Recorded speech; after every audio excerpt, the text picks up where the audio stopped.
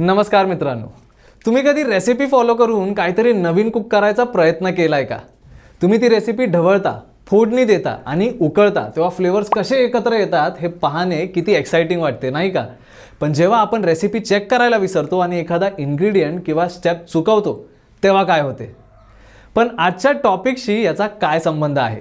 माझ्या सोबत राहा, कारण आम्ही नेहमीपेक्षा काहीतरी वेगळं करतोय.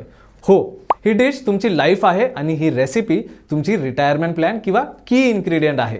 आरामदायी, चिंतामुक्त जीवनाचा आनंद घेण्यासाठी तुम्हाला हेच पैसे लागतील, जरी नियमित उत्पन्न नसेल तरीही.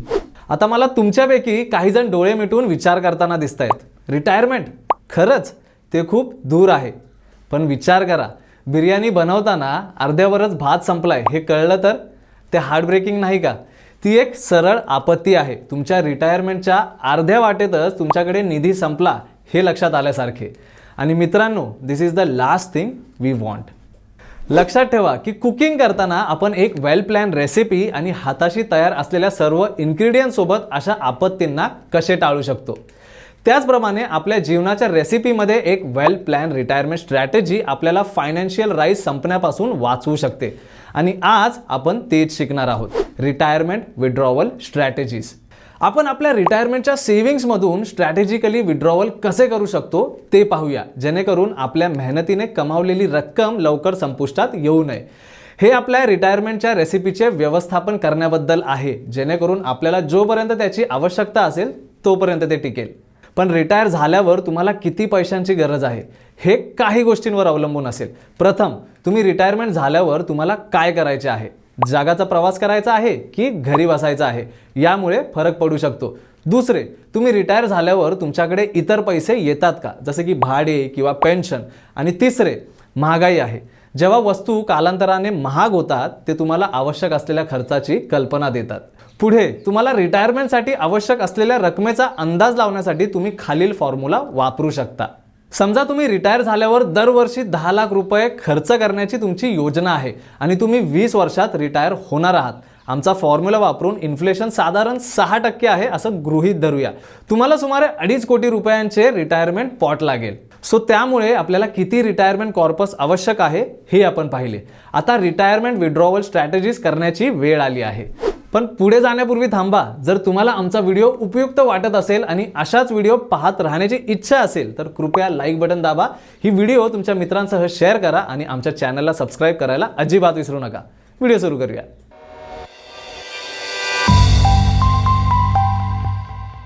तर मित्रांनो, आता आपल्याला माहित आहे की विड्रॉवल स्ट्रॅटेजी का महत्त्वाची आहे ते.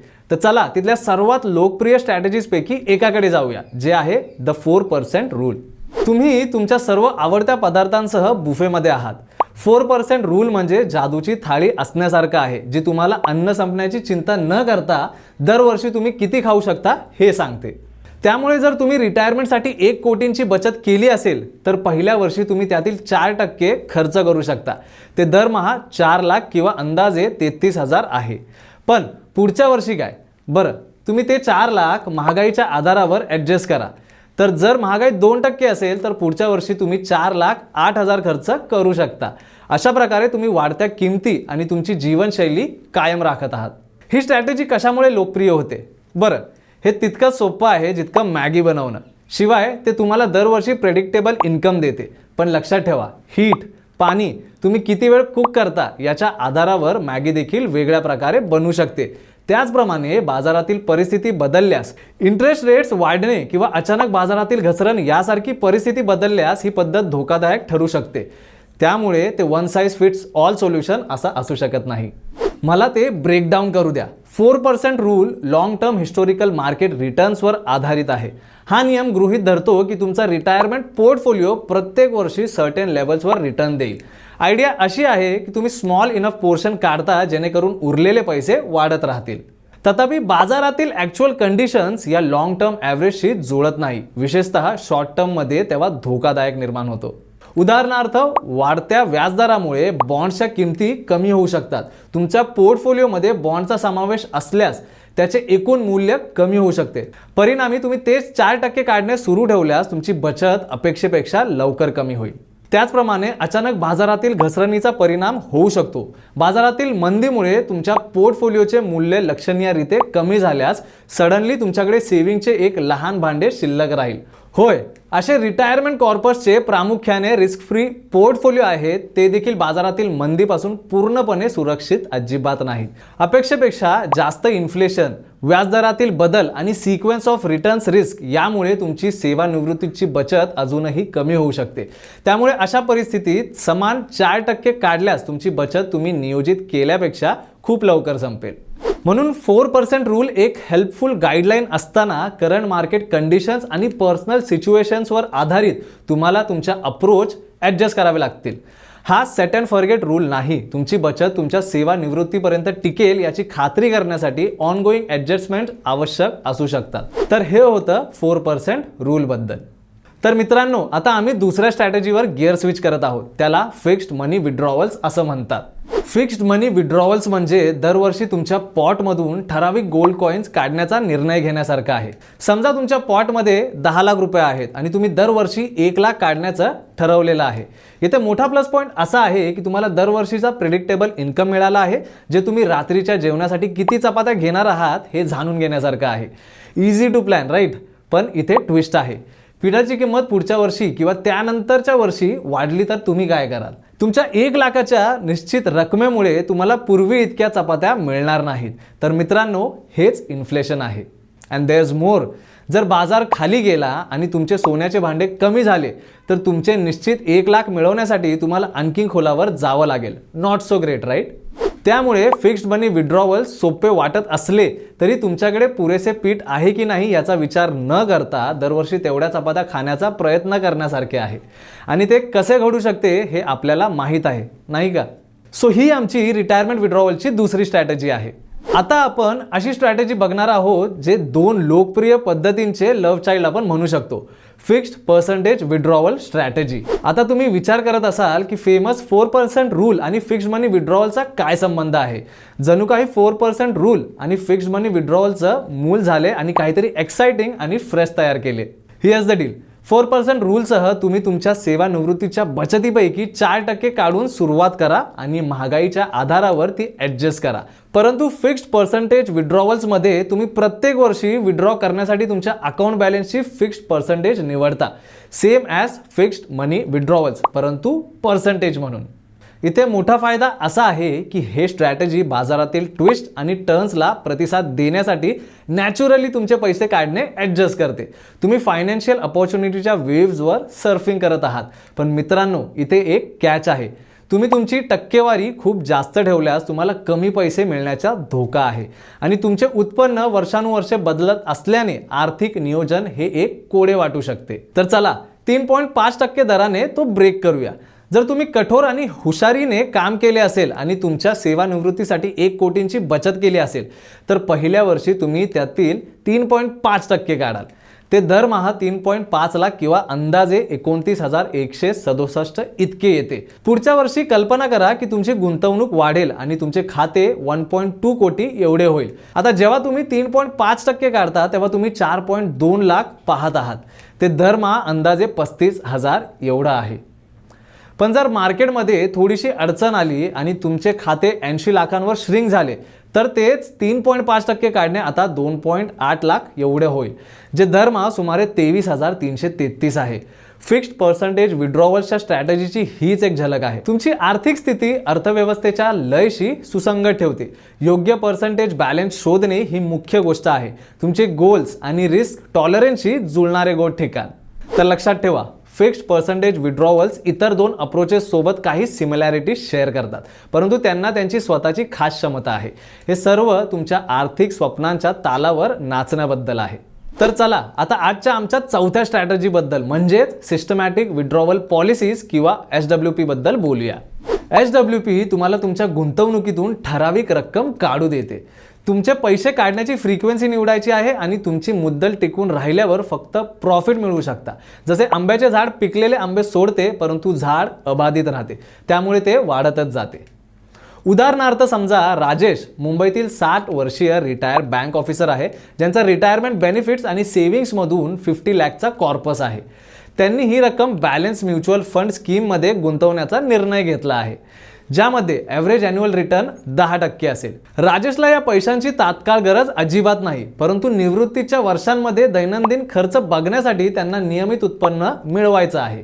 ते साध्य करण्यासाठी ते त्यांच्या म्युच्युअल फंड गुंतवणुकीतून एक सिस्टमॅटिक विड्रॉवल प्लॅन सेट करतात, ज्यातून दरमहा 30,000 काढण्याचं ऑप्शन निवडून प्रतिवर्ष 3,60,000 काढू शकतात.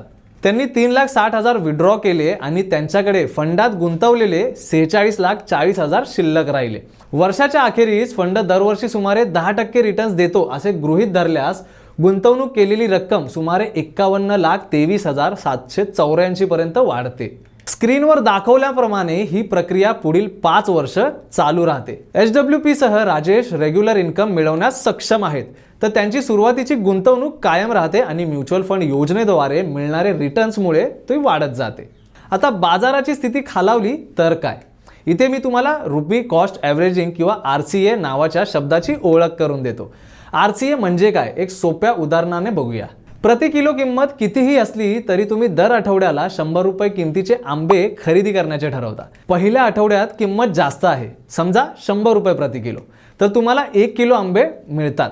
पुढच्या आठवड्यात किंमत 50 रुपये प्रति किलोपर्यंत घसरते आणि तेव्हा तुम्ही 100 रुपयामध्ये 2 किलो आंबे विकत घेता.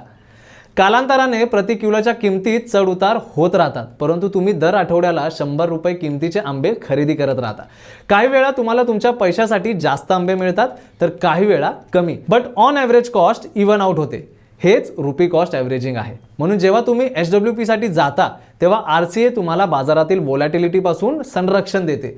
कधी बाजार जास्त असतो, कधी कमी असतो, पण HWP सह तुम्ही बोटीत सहजतेने प्रवास करत आहात.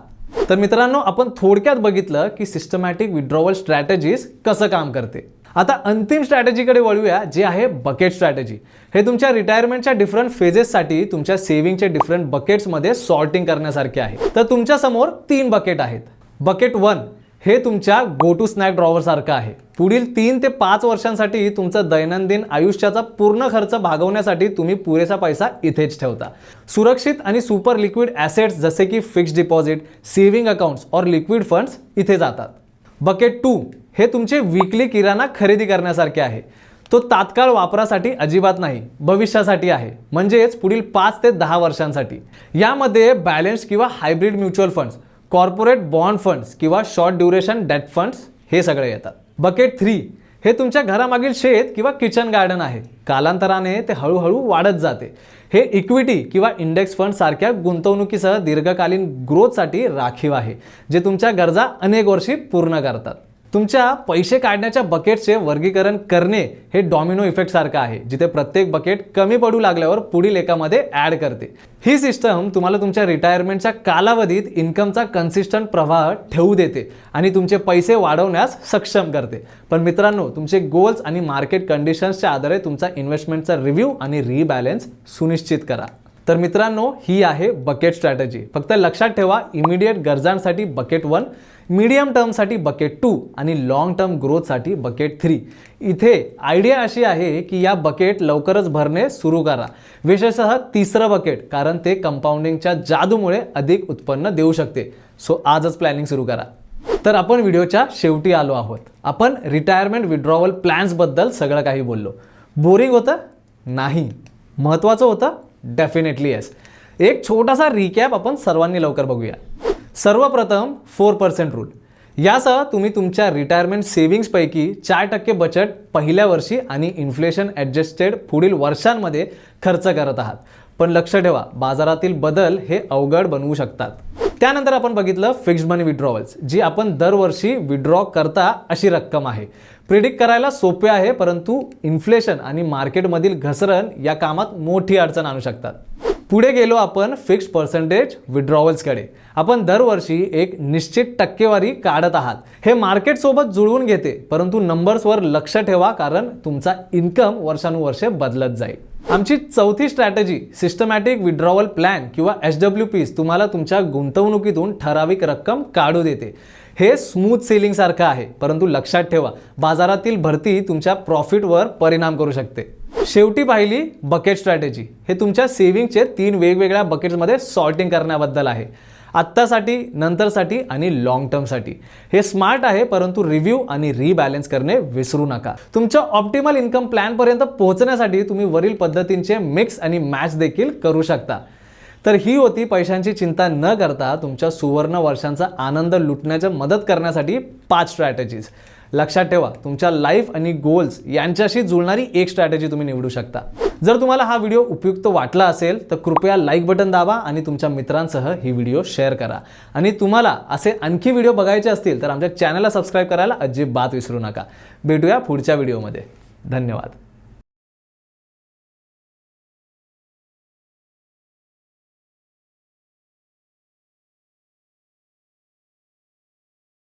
Investment in securities market are subject to market risks. Read all the related documents carefully before investing. Please read the risk disclosure documents carefully before investing in equity shares, derivatives, mutual fund, and or other instruments traded on the stock exchanges.